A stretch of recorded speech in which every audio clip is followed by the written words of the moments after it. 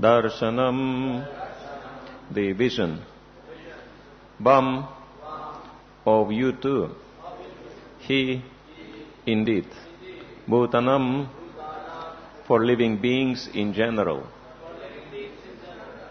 Dushprapam, rarely achieved. Cha api, yet still. Adurlabham, not difficult to obtain. Rajaha, in passion. Tamaha, and ignorance. Svabhavanam, for those whose natures. Yat, in that. Naha, by us. Prapto, obtained. Yadrichaya, causelessly. Translation purported by by the disciples of His Divine Grace, A.C. Bhaktivedanta Swami, Srila Prabhupada ki jai. Seeing your lords is a rare achievement for most living beings, but even persons like us, situated in the modes of passion and ignorance, can easily see you when you reveal yourself by your own sweet will. Purported by ascribing to himself the degraded status of a demoniac birth, Bali Maharaj denied any spiritual qualification for being visited by Krishna and Balaram. What to speak of demons like himself, Bali thought even advanced renunciates on the path of jnana and yoga fail to please the Lord when they do not give up their pride and envy. End of the purport. Darshanam bahi bhutanam dushprapam chapyadbhut adurlabham rajastama svabhavanam yana prapto yadrichaya. Seeing your lords is a rare achievement for most living beings, but even persons like us, situated in the modes of passion and ignorance, can easily see you when you reveal yourself by your own sweet will. Hare Krishna.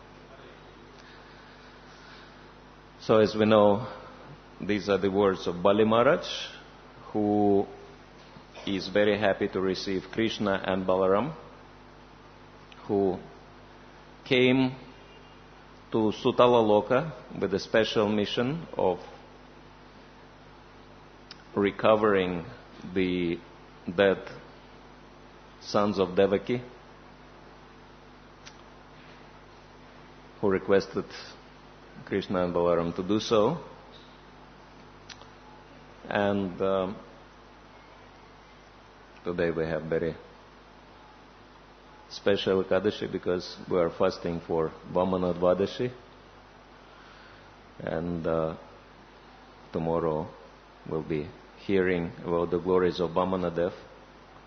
But this pastime is also connected to Vamanadev pastime because it's happening on Sutala Loka, and as we know, Vamanadev is guarding the gates of Sutala Loka. It's not actually described as such whether Vamanadev was opening the gates for Krishna and Balaram. Would be, interesting to see how, the Lord interacts with himself. There are descriptions like that anyway in Bhagavatam. For example, how Krishna and Arjuna meeting Mahavishnu, etc. But in here specifically, the words of Bali Maharaj are very impressive because he says, Rajatama Svabhavanam. He says, I'm influenced by the lower modes of nature such as Rajas and Tamas, and still, Darshanam Bahi Bhutanam, that I see you. And this is your causeless mercy.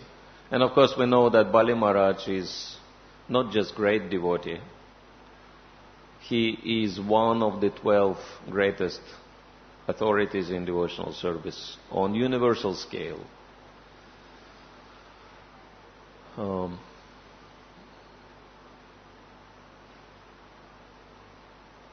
how that verse goes, that there are 12 authorities in the universe, and they are called Mahajans, and so Bali Maharaj is one of them.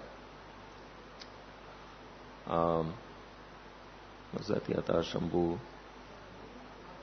Swayambhu Narada Shambhu Kumara Kapilo Manu Balir Vayasaki. Narada Janaka Bhishmo Balir Vayasaki Vayam. So, and this is very impressive how such a great personality speaks about himself as someone who is very low and unqualified. And this is really amazing because pride is very difficult to overcome. And only those people who really bereft of anything materially and who are humbled, they feel humble. But those people who achieved something, normally they feel very proud, whether it is material or spiritual. But when people achieve a lot and they are still very humble, that's really amazing. And I can tell you this is the primary reason why I come to Chowpatty, because it's amazing to see so many devotees who achieved materially everything pretty much. You know, that Kunti speaks about 4 primary obstacles on the path of fully surrendering to the Lord. Janma, Aishwarya, Shruta, Shribi, Eta Mada, Manaha, Puman, because these 4 things, they really intoxicate people. But when I come here, I see so many devotees with amazing janma, coming from very special families, materially very affluent, and in many cases Brahmana and Vaishnava families as well. Aishwarya, Bombay, of course, is the wealthiest city in India, and so the devotees coming from wealthy families, and some are very wealthy, like multimillionaires. And Shruta, the kind of classes I hear from Chowpatty devotees, I would never even try to compete with them.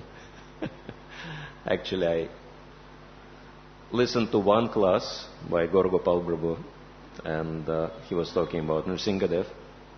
And because my spiritual master, Srila Swami, he likes Nrsingadev so much, so I suggested that he listens to the class. He was really amazed by the depth of the presentation and so many new things even he didn't know about Nrsingadev, Gorgopal Prabhu, mentioning in his class. And Sri, you know, if people have such a good karma, of course, they become very attractive. And so, normally people have all these things. It's pretty hard for them to surrender to the Supreme Lord, but Chowpatty temple has, if not the biggest, at least one of the biggest brahmacharya ashrams in the whole India. And so we can see so many devotees with excellent karma fully surrendering themselves to the Supreme Lord, and this is really wonderful. This is real miracle. This is not really happening, and that devotees who have such a high position, they behave themselves in such a simple and very humble way in devotional service. So it's a great pleasure to be here. And this is why it's so impressive to hear Bali Maharaj to speak about himself in such terms that he says, oh, I'm influenced by the lower modes of nature, even though he is completely pure devotee. And this is very interesting characteristic which is common for all the great devotees. We know that great devotees, they always described themselves in very, we can say, derogatory terms. And we may wonder how this is happening, that they are so pure, so how do they see so many faults in themselves? Other people don't see these faults, but they discover these faults in themselves. And actually it's very simple, because great devotees, they always focused on the spiritual realm. Om Tat Vishnu Paramam Padam Sada Pashyanti Suraya. So they think about the Supreme Lord and His immediate associates. And so they compare their position with those devotees. And so, of course, comparing to Krishna's coward friends, comparing to gopis, anyone can feel humble and insignificant. But materialistic people, they actually always focused on material world, and so they always compare themselves with someone who is lower than them, and that's why they feel very proud. But great devotees always compare their position with someone who is much higher than them, and so in comparison they feel very humble. And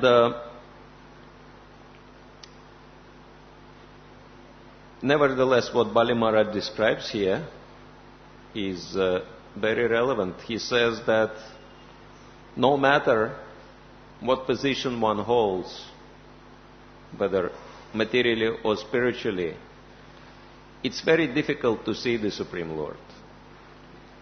And He can be seen only if He reveals Himself. And this is what Katha Upanishad also explains in a very famous verse, Nayamatma pravachanena labhyo namethayana bhavana shrutena. This is what we do here, right? It's called pravachan. Vachan means speaking, and pra is prakrishta rupena. So discussing spiritual topics in depth, no matter how long you discuss, still it doesn't qualify us to see the Supreme Lord, right? Labhya. That achievement is not available. Na methaya. And no matter how smart one is, even sharp intelligence doesn't qualify one to see the Supreme Lord. Na bahuna shrutena. Even by non-stop listening about the Supreme Lord, still, even that doesn't qualify one to see the Supreme Lord. And so what does qualify then? If hearing and chanting and sharp intelligence do not qualify one to see the Lord, then actually the only thing which qualifies one is His causeless mercy. That it says that the Lord reveals Himself to the one whom He chooses to reveal Himself. And so Yam evaisha vrinuttitana labhya tasyaisha atma vivrinuttitanam svam. And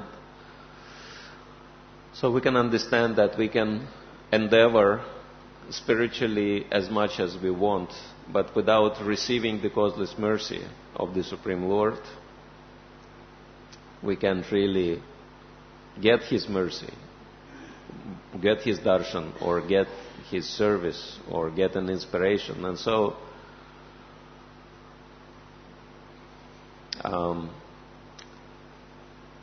it's very interesting phenomena.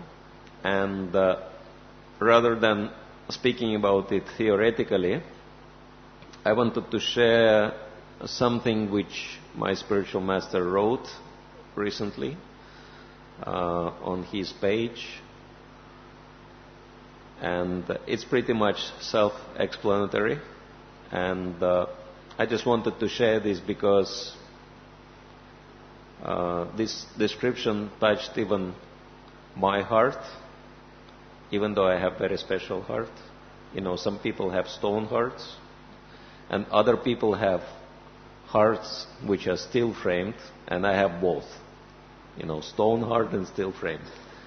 And I thought, if it touched even my heart, definitely it will be of an interest for all of you.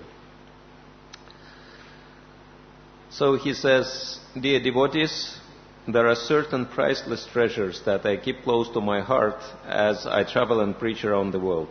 Things that give me great inspiration, like the holy names, my beloved deities, instructions that Srila Prabhupada gave me, and certain special items like a bead from Srila Jiva Goswami's Japa Mala and a small piece of cloth from Lord Chaitanya Mahaprabhu.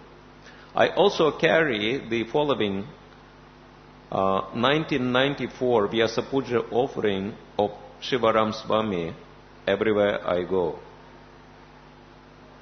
So it's more than 20 years. I must have read it hundreds of times, and each time I read it, I cry. For me, it reveals the essence of Lord Chaitanya's Sankirtan movement and the heart of my spiritual master, Srila Prabhupada. Some of you may have read it and others not. In either case, it's a masterpiece and can be read again and again. Your servant, Indradyumna Swami. Incidentally, anyone read that? Okay. Few devotees. Anyway, most of you haven't, So it says, Dear Srila Prabhupada, please accept my humble obeisances at your divine lotus feet. All glories to you on the celebration of your appearance day.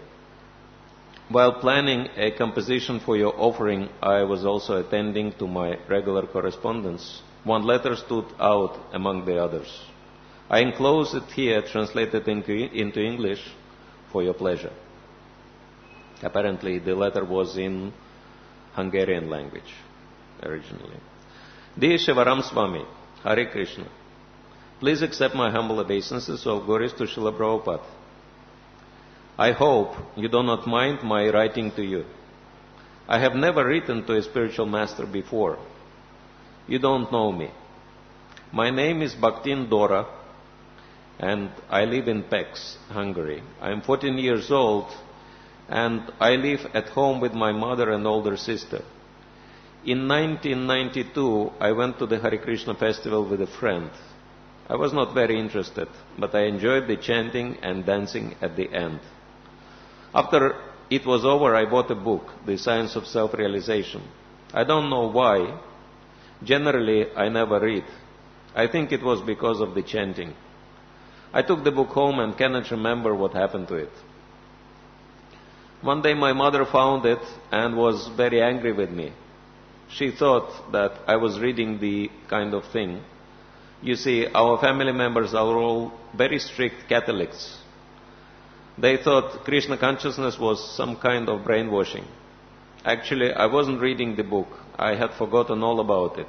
Somehow I just appeared. Anyway, my mother was going to throw it away. My grandmother, who is 68, was in the kitchen at that time. She lives in the apartment upstairs. She came in and took the book. She looked at it and scolded me in a very heavy way. I thought that would be the end of it. I didn't mind it so much as I was in a lot of Maya at the time. About a week later, I overheard a conversation between my mother and grandmother. Granny was saying that this was not an ordinary book. She said that what Srila Prabhupada was saying is what Jesus Christ said, and that Krishna is God. I was very surprised. She said that we should listen to what Prabhupada said and chant Hare Krishna, because that was the religion for this age. There was a lot of talk about how Christianity was no more and no one was following the Bible, but what Prabhupada said was pure and perfect. Things really took a turn from there. One day my grandmother visited the Namahasta center here and began to chant on beads. She also began to buy Prabhupada's books one by one. She was spending all her pension on buying what she called the beautiful holy Bhagavatam. Sometimes she could only afford to eat potatoes, but she kept buying the books. The devotees even came to her flat and helped her set up an altar. When I went upstairs, they had taken all the pictures down and there were Krishna pictures everywhere. That was really the beginning. One night, Granny had a dream about Prabhupada. Something really happened to her then. I don't know what it was, but she began to get very enthusiastic. Next, she began to get the whole family involved. I mean, not just me and my mother and sister, but her 2 sons, their wives, and 6 children, as well as her brothers, sisters, and relatives. Before, she used to carry a Bible with her and quote Jesus Christ. Now she has a Bhagavad Gita and quoted the good Lord Prabhupada. She became a veritable transcendental terror. Everyone in the family has to chant at least 1 round a day. In addition, Granny made everyone become a vegetarian, including my dog Sirka. And we offer our food to a picture of Prabhupada and Lord Chaitanya. Now I'm also getting out of Maya and chanting and reading a little more. Where I go to school, my friends inquire about Krishna and they know I'm a devotee. The whole family goes to the Namahata, all 16 of us. During the Christmas marathon, we all tried to distribute Prabhupada's books. Even Granny would take books with her to the market and sell them to the vendors. Everyone is afraid of her because she is fearless. They all think she has gone crazy, but she doesn't care. Now she is saving to go to Budapest to see the newly installed deities.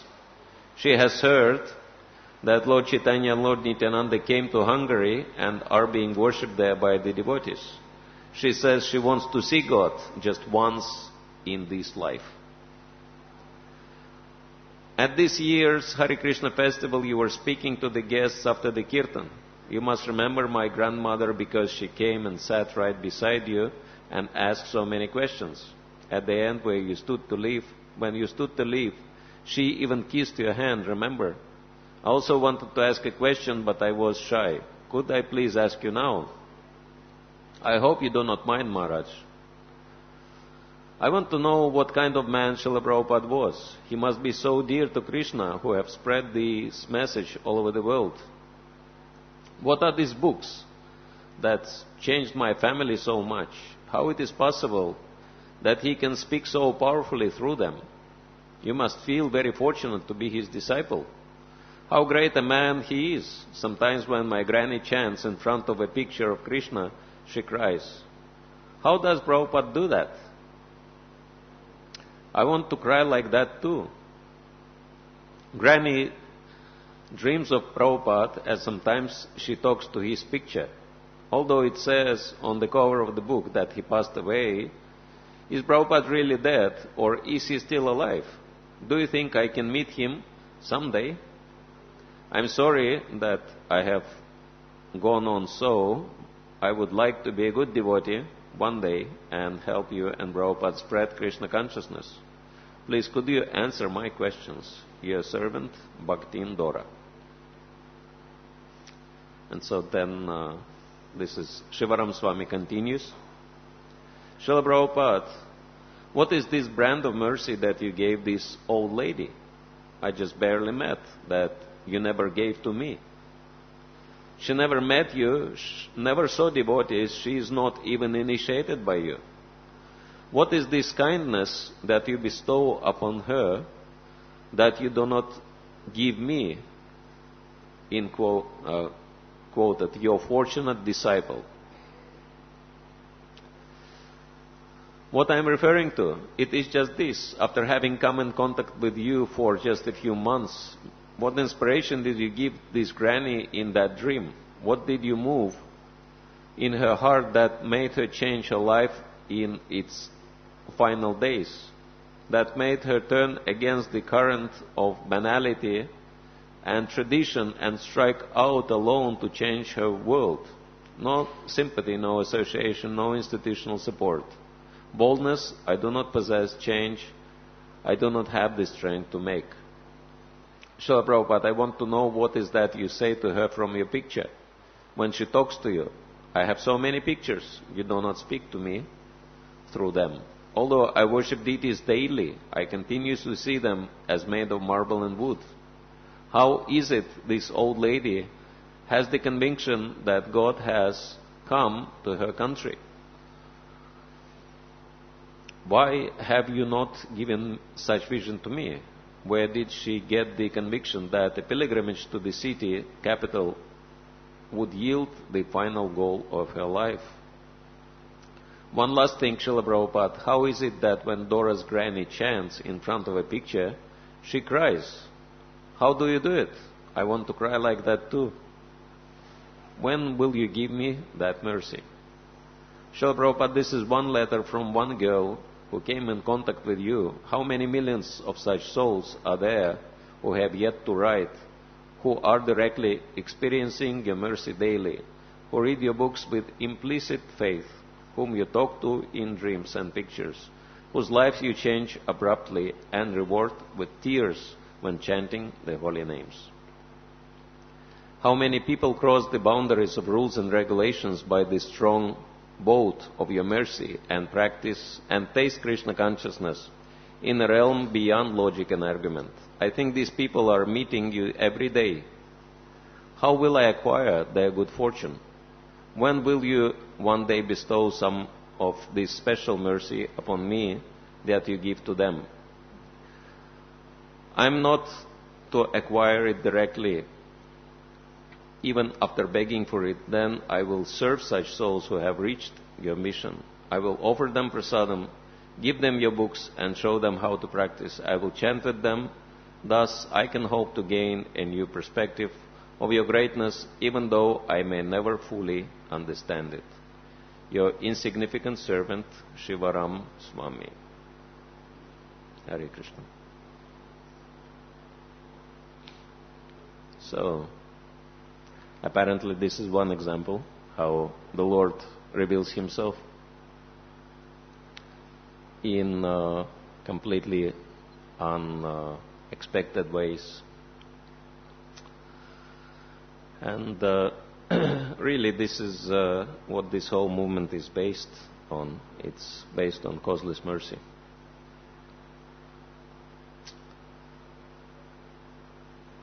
As Srila Prabhupada was saying that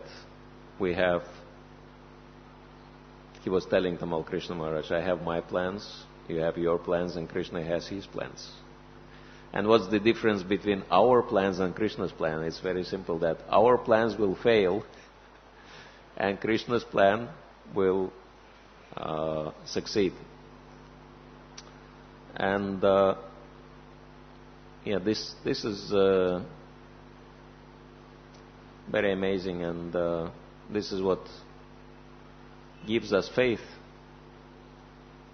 in the process, because in a very similar way as Krishna and Balaram went to Sutala Loka, which is actually a lower planet, it's kind of hellish planet, but nevertheless it's very opulent, right? It reminds of heaven, but it's one of the hellish planets. Very interesting. And so they went there to reclaim the dead sons of Devaki. So in the same way, Srila Prabhupada went to the hellish place, America, which at least some parts of it resemble heaven. So it's also kind of Sutalaloka type place, especially places like Hawaii, California, etc. And why did he go there? Just to reclaim dead people, to bring dead people back to life. And so, I'm sure you may not be in that category, but I was dead spiritually before I came across Srila Prabhupada's books and the holy names, and if that wouldn't happen, probably I would be dead by now materially also, a long time back. And so it's all causeless mercy of the Lord, who is coming along with his pure devotee, Srila Prabhupada, and just fulfills all his desires. And so we can understand that we can only get that causeless mercy of the Lord when we get causeless mercy of Srila Prabhupada. And so this is what we are aiming at, and this is what we're hoping for. Serving Srila Prabhupada, all of us, juniors, seniors, spiritual masters, disciples, counselors, counselees, brahmacharis, grihastas, vanaprasthas, sannyasis, young and old. And it's very inspiring to see this causeless mercy touching lives of so many people in very unexpected ways, in many unexpected ways. Like yesterday we were talking with Navina Nirada Prabhu, and he was sharing his first experience of going to Israel. And I also remembered a few things from my trip to Israel, which is of course a very religious country. And so most of the people do practice their religion very seriously. Of course, mostly Judaism. And some time back when I went there, devotees told me that they are invited to visit one group of Jews, practicing Jews, in Jerusalem, which is the capital of the country, and which is of course very holy place for three world religions, Judaism, Christianity and Islam, because so many holy sites are there in Jerusalem. And they told me that this group of people, they came, they found out about the devotees in Tel Aviv, and they visited the center a few times, and they really liked the devotees, and they invited us to come and visit them. And so they told me, if you like, you could come with us. And I said, okay, so shall we because I'm in my own headspace, so I was asking, shall we bring instruments to do kirtan? And they were saying, this is the first time we go to them, we don't even know them, so how can we bring instruments? We cannot impose ourselves, this is the first contact. I said, okay. And everyone went in civil clothing. I was the only one dressed in saffron. And somehow I had karatals in my bag, just by chance. And so upon arrival, we were, met by the leader of the group. And he was showing us the parking.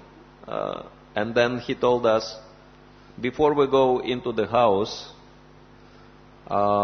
we want you to go to one park in Jerusalem, and Jerusalem is situated on hills. There are plenty of hills.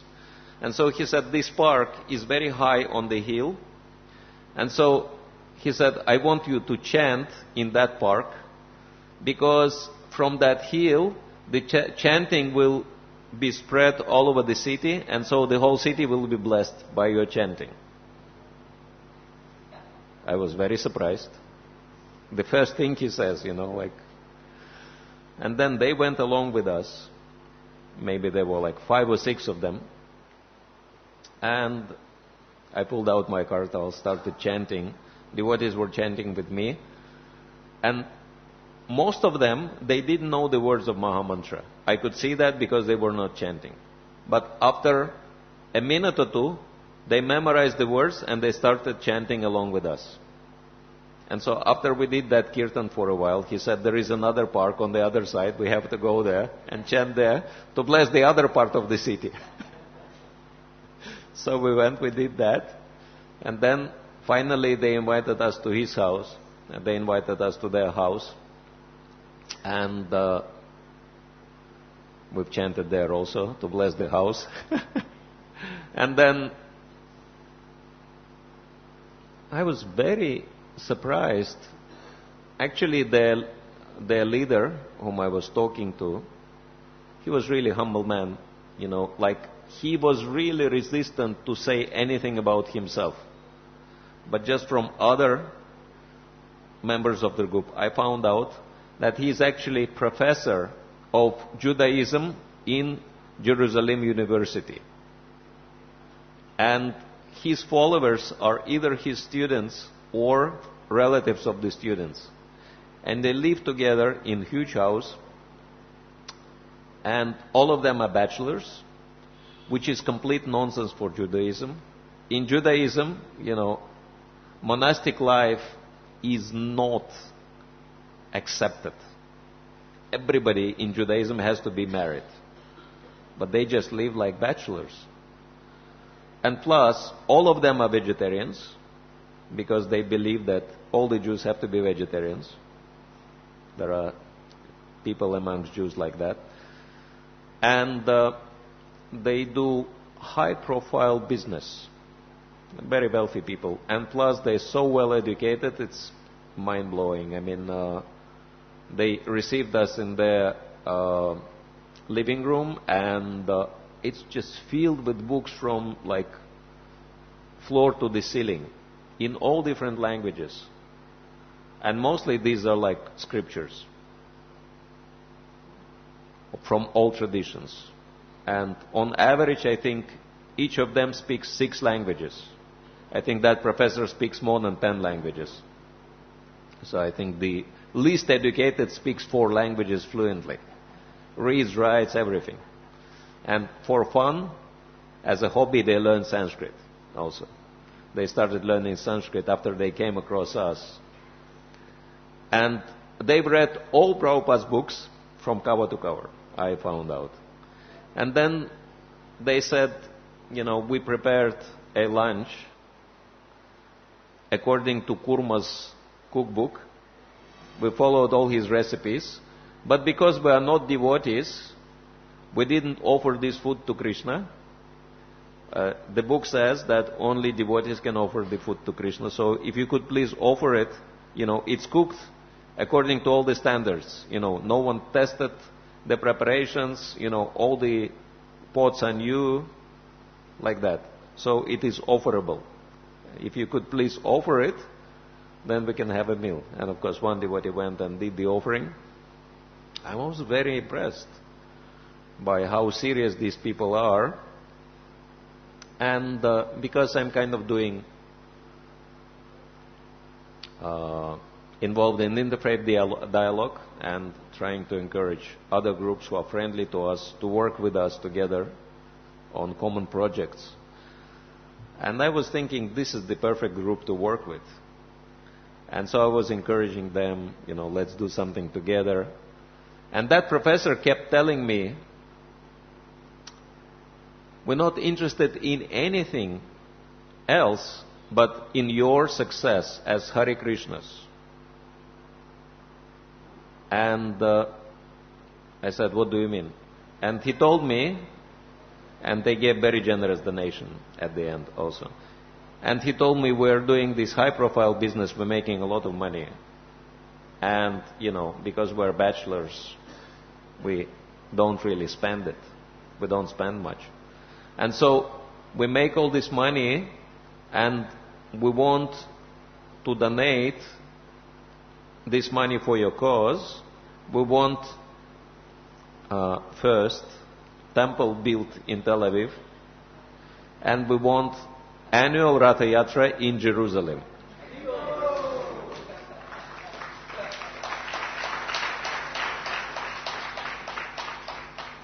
And I was shocked. I was asking, you are Jewish people, you are Jews, you're not Hare Krishna, so why you have so much interest in us, and why do you want us to succeed?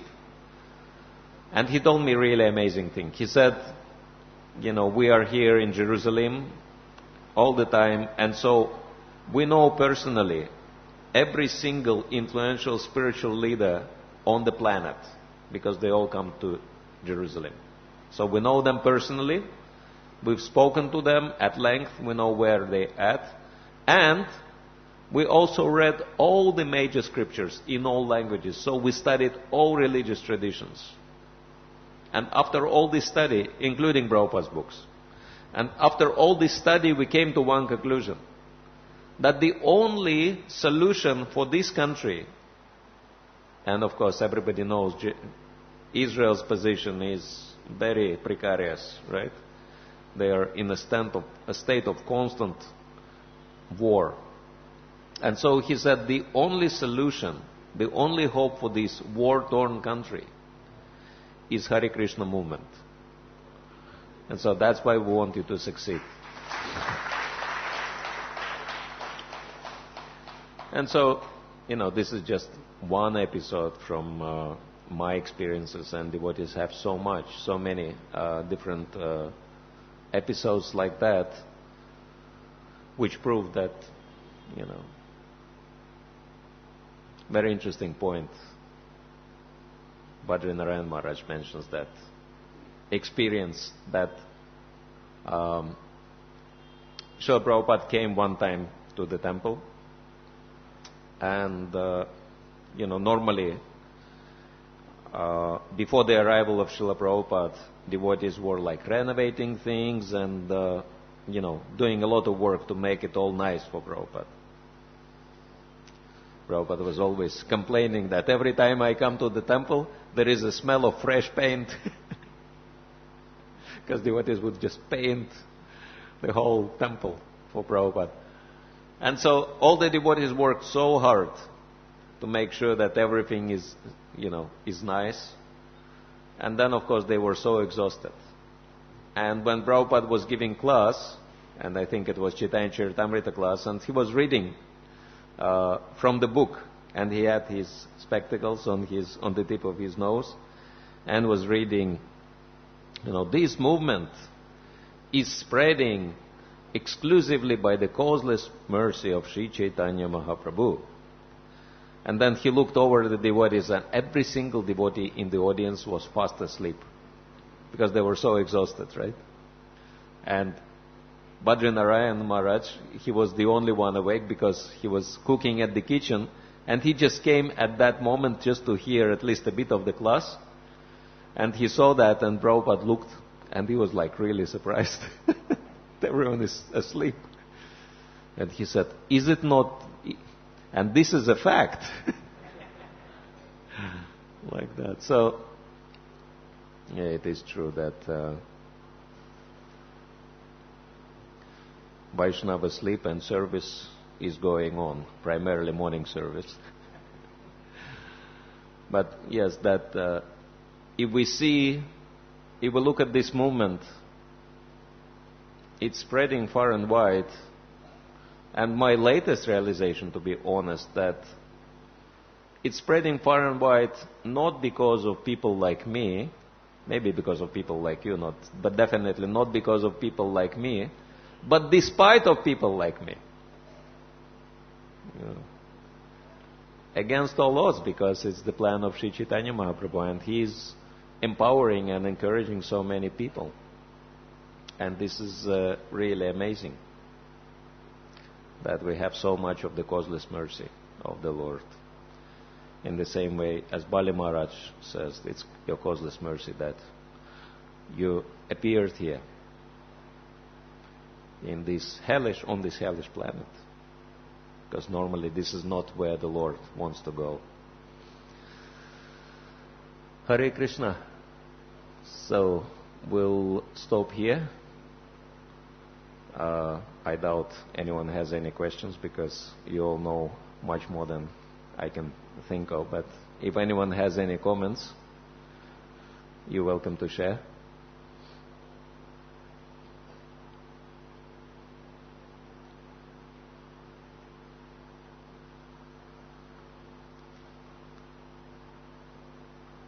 We still have 5 minutes, right?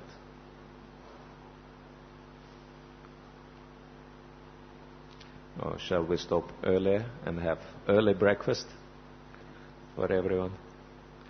All right. Thank you all very much.